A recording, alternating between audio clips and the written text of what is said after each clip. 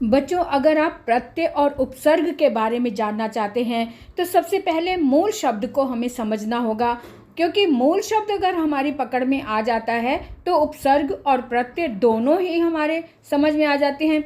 इसलिए सबसे पहले हमें मूल शब्द को समझना है कि मूल शब्द क्या है और कैसे पहचान। बच्चों, मूल शब्द को पहचानना बहुत ही आसान है, क्योंकि मूल शब्द में कोई भी बनावट नहीं होती, उसे हमने नहीं बनाया होता। ये शब्द बेसिक है, ये शब्द पहले से बना होता है। यानी कि अगर हम कहें सिंपल शब्दों में कि शब्द है, इसको हमने नहीं बनाया। अब जैसे कि ये यथाशक्ति शब्द है, यथाशक्ति में शक्ति मूल शब्द है। अब शक्ति शब्द पहले से बना हुआ है, इसमें कोई मिलावट नहीं है, यानी कि ये पहले से बना हुआ है शब्द, है ना।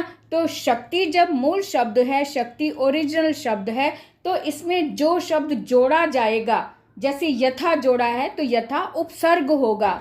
अब इसी तरह से जैसे सुंदरता शब्द हमने लिया, तो सुंदरता शब्द में सुंदर मूल शब्द है ना। तो सुंदर मूल शब्द है, सुंदर शब्द को हमने नहीं बनाया, लेकिन इसमें जब हम ता जोड़ेंगे तब वो ता जो है वो, क्योंकि पीछे लगा है, बाद में लगा है, तो वो प्रत्यय हो गया।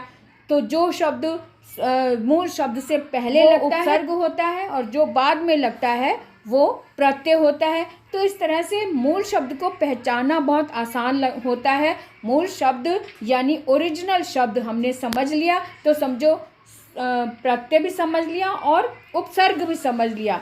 अब जैसे ये फल शब्द लिया, फल शब्द में स हमने जोड़ा तो सफल यानी स उपसर्ग जोड़ा। अब दोबारा से देखो, फल में हमने वी जोड़ा तो विफल बन गया। तो यानी फल जो है वो मूल शब्द है, और उसमें सा जोड़ा तो वो उपसर्ग हो गया, तो वो प्रत्यय हो गया। तो सफलता। अब फल जो है ये मूल शब्द है, इसको हमने समझ लिया, तो हमें इसको हमने अगर बाहर निकाल लिया तो सा इधर बचा और इधर पीछे ता बचा है। तो पहले जो लगा वो उपसर्ग और जो बाद में लगा वो प्रत्यय। तो है ना, कितना आसान। फल शब्द को हमें समझना है, फल यानी मूल शब्द को हमें समझना है, तो हमें उपसर्ग और प्रत्यय दोनों का ही पता चल जाता है। इसीलिए मैं बार बार बोलती हूँ कि सबसे पहले मूल शब्द को समझो, पहचानो, क्योंकि मूल शब्द ओरिजिनल शब्द होता है, ये बनावट नहीं होती, ये पहले से बना हुआ होता है। इसलिए मूल शब्द को पहचानो। मूल शब्द को पहचान लिया तो समझो हमने प्रत्यय और उपसर्ग दोनों को पहचान लिया।